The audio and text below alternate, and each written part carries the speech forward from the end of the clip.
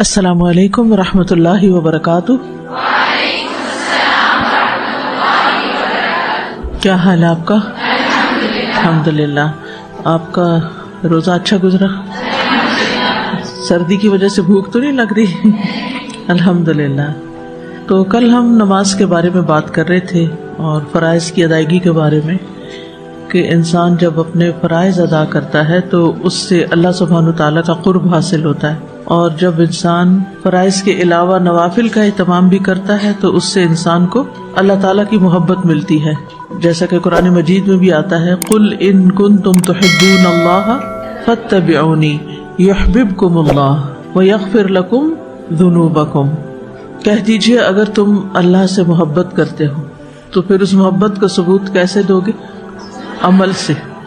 عمل اس کی گواہی دے گا کہ واقعی تم اللہ سے محبت کرتے ہو یا نہیں۔ یہاں ایک اور کانسیپٹ بھی واضح کرتے جاؤں کہ اسلام میں یعنی قرآن و سنت میں جتنی بھی آیات یا احادیث آئی ہیں ان سب میں اللہ سبحانہ تعالیٰ سے محبت کی بات کی گئی ہے، عشق کی نہیں۔ عشق جو ہے یہ عام طور پر انسانوں سے کرتے ہیں، ٹھیک ہے؟ تو اللہ اور اس کے رسول صلی اللہ علیہ وسلم سے محبت کی جاتی ہے۔ ان دونوں میں تھوڑا سا فرق بھی ہے اگر ان کی ڈیپتھ میں آپ جائیں۔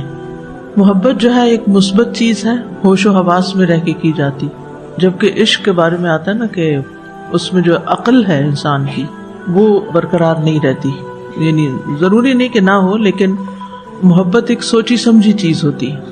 تو اسی لیے آپ دیکھیں کہ یہاں پر یہ بتایا گیا کہ یہ محبت کوئی صرف جذباتی محبت نہیں ہوگی۔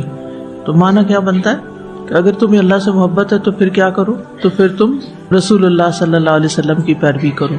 جب انسان کو کسی سے محبت ہوتی ہے تو کچھ کرتا ہے نا، یا کچھ کرنے کو دل چاہتا ہے۔ تو جب لوگ سنت کی پیروی نہیں کرتے تو پھر وہ اللہ کی محبت میں کیا کرتے ہیں؟ ڈانس کرتے ہیں، قوالیاں گاتے ہیں اور اسی طرح کے کام کرتے ہیں، جس میں وہ پرواہ نہیں کرتے کہ اللہ تعالیٰ کا حکم کیا ہے، اللہ تعالیٰ کو کیا پسند ہے۔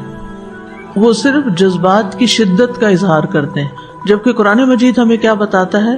قُلْ إِن كُنتُمْ تُحِبُّونَ اللَّهَ فَاتَّبِعُونِي، کہ محمد صلی اللہ علیہ وسلم کا اتباع کرو، کیونکہ آپ کی لائف سب سے زیادہ بیلنسڈ لائف تھی، توازن والی زندگی تھی۔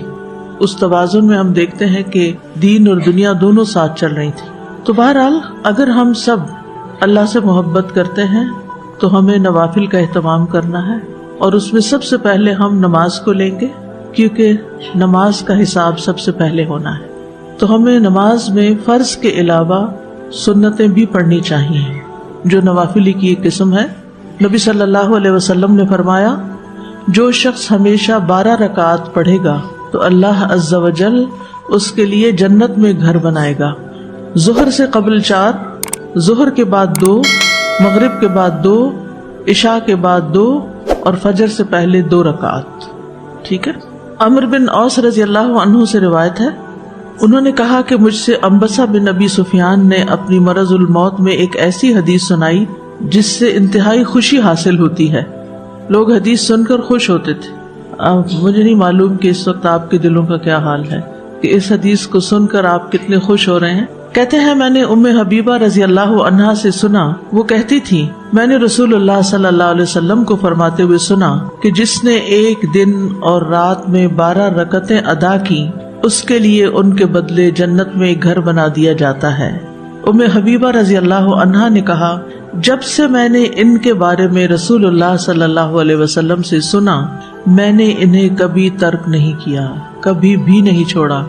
انبسہ کہتے ہیں جب سے میں نے ان کے بارے میں ام حبیبہ رضی اللہ عنہا سے سنا میں نے انہیں کبھی نہیں چھوڑا۔ اور آپ کیا کہیں گے؟